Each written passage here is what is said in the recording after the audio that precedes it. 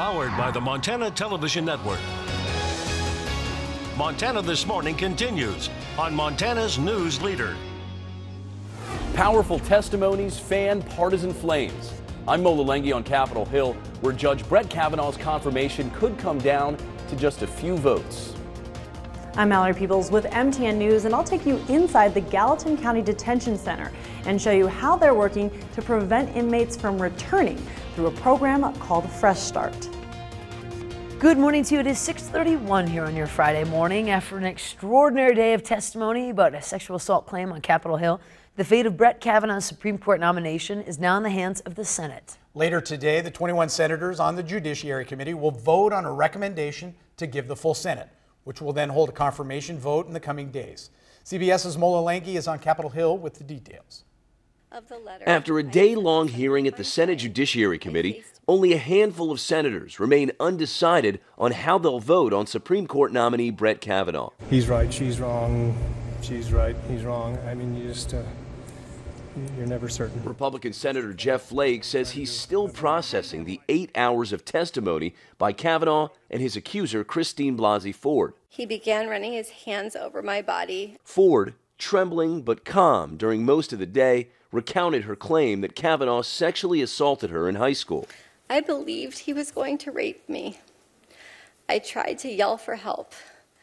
When I did, Brett put his hand over my mouth to stop me from yelling. Many Republicans say there's a lack of corroboration to her story and have thrown their full support behind Kavanaugh. To my Republican colleagues, if you vote no, you're legitimizing the most despicable thing I have seen in my time in politics. During his defiant and emotional testimony, my family and my name have been totally and permanently destroyed. We mean no ill will.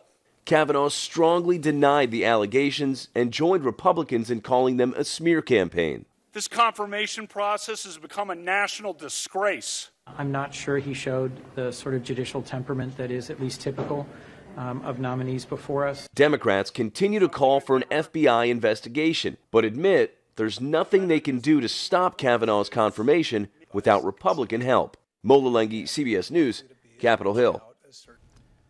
Now, President Trump tweeted his support of Kavanaugh, saying, quote, his testimony was powerful, honest, and riveting.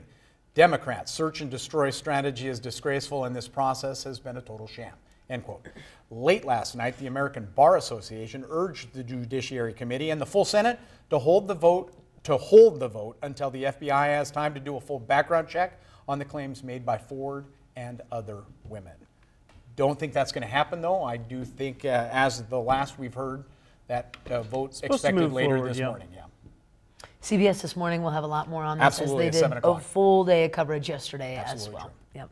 Matt, switching gears, a little brisk wind out there. Boy, it is kind of got a bite to it. It does. A bit of a chill in the air, but it's not bad. The wind speed's not horrible, but we've had some wind at times this morning. Now that the wind's dying down, the temperatures are trying to cool off as well, and that also means that we're probably looking at the potential of some low-lying fog in a few areas with that lighter wind. We still have a little bit of cloud cover out there, even some moisture showing up on satellite and radar over the mountain peaks. Most of us will probably see daytime highs into the 50s today. We'll talk about what you can expect for your weekend, including another chance of showers. That's all coming up in just a few minutes. Thank you, Matt. It's now 6:34. Our top local story for you. The Montana Highway Patrol responded to a fatal crash yesterday afternoon on Highway 191 near Big Sky.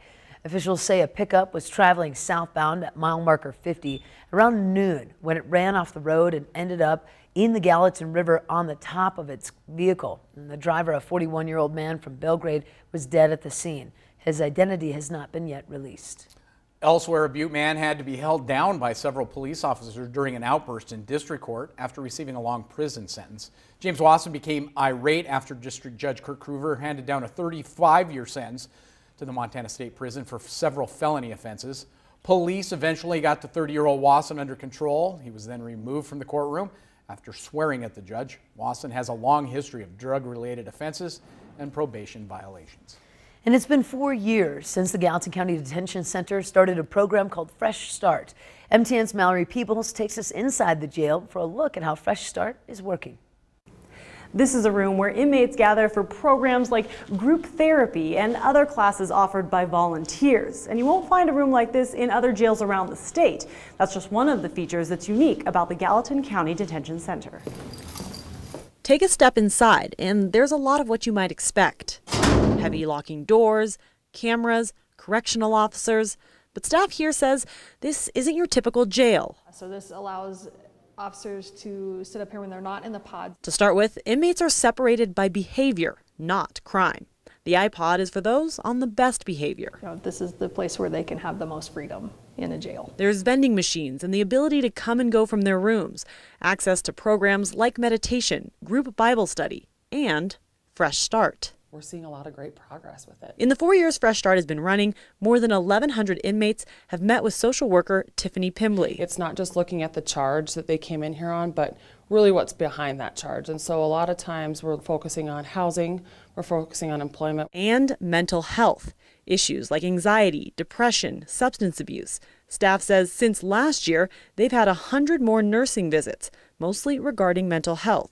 Pimbley says when people address those issues and learn about resources on the outside, they're more likely to succeed and not reoffend. Just taking that global approach and finding what their supports are, and then we start building a plan from there. This facility reports recidivism rate in 2011 was 36%. Now it's 18%. And for those going through Fresh Start, it's 11%.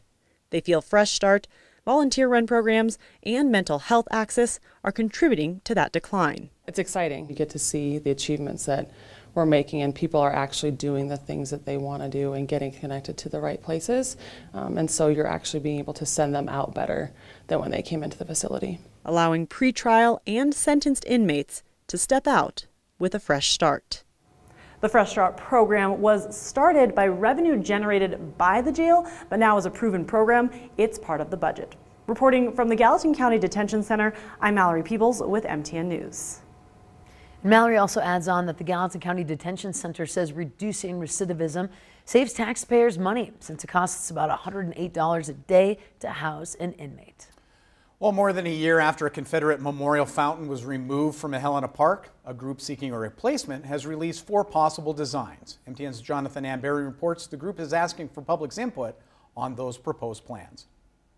A concrete base in Helena's Hill Park has sat empty for more than a year after city leaders removed a Confederate memorial fountain. Now, the Equity Fountain Project, a group of artists, architects, and other community members, is officially unveiling 4 proposed designs for a new piece of public art they'd like to see at the site. Ron Waterman, who's led the project, said they were looking for a way to fill the space and showcase core values. Those core values of equity and equality, of diversity, of tolerance, of service, of peace and justice.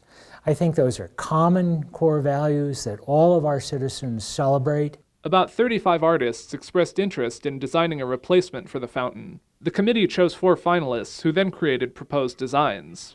I think they're an amazing group of very diverse images of trying to find a way to express those values. The images will be on display at the Holter Museum for about 2 weeks. Waterman is asking the public to weigh in with what they think of the designs. I think that it's important for Helenans to come out and see these designs, to express what they like or don't like, so that we have a sense of where the community is. The committee will take public input into consideration when they choose a final design. They'll then offer the piece to the city as a gift. It will be up to the Helena City Commission to decide whether to accept it for Hill Park. In Helena, Jonathan Amberian, MTN News.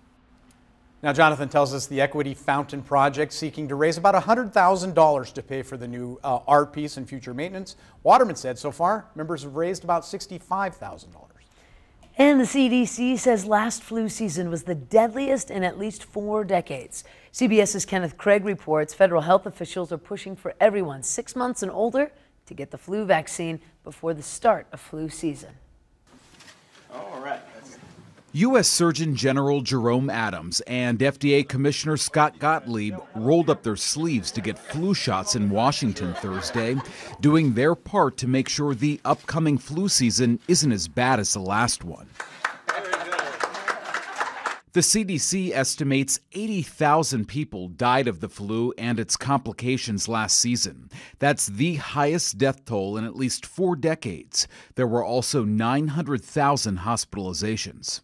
It was especially deadly for older adults, pregnant women, people with chronic medical conditions, and children.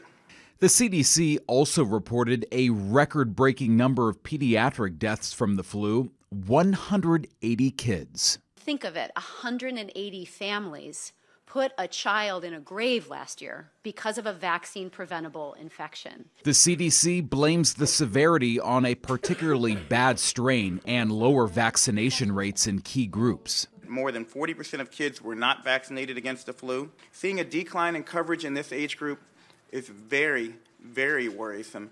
The CDC recommends people get vaccinated by the end of October. Kenneth Craig, CBS News, New York. Now, health experts stress that even though people can still get the flu after getting vaccinated, they're much less likely to get severely sick and end up in the hospital or end up dying. Well, how did we do in Montana during the 2017-2018 flu season? Last flu season, Montana recorded more than 10,400 confirmed cases with some 33 different outbreaks. Nearly 1,000 people were hospitalized. 79 deaths were attributed to the flu, vast majority of them in adults age 65 or older. However, 1 child died as a result of that virus. The 2018-2019 flu season has already also started here in the Treasure State with 3 confirmed cases, 1 hospitalization. All 3 of those cases, by the way, were in Lewis and Clark County. Wow. Good to know. Good heads up. Preventative medicine. Weather's changing. It's that time of year. That's for sure. And it is time to take a quick break here on your Friday morning. In a moment, our own chief political reporter, Mike Dennison, continues his look at the U.S. House race. And this morning, we take a look at Libertarian candidate, Billings attorney Eleanor Swanson. But first, let's check in with John Dickerson to see what's coming up at 7 o'clock on CBS This Morning. Good morning ahead on CBS This Morning. As the Senate Judiciary Committee prepares to vote on Brett Kavanaugh's nomination, the American Bar Association calls for a delay until an FBI investigation can take place. We'll discuss the Supreme Court nominee's testimony with Kellyanne Conway and Democratic Senator Amy Klobuchar, and the $3 billion plan to turn the iconic Hoover Dam into a giant battery. We'll see you with all that at 7.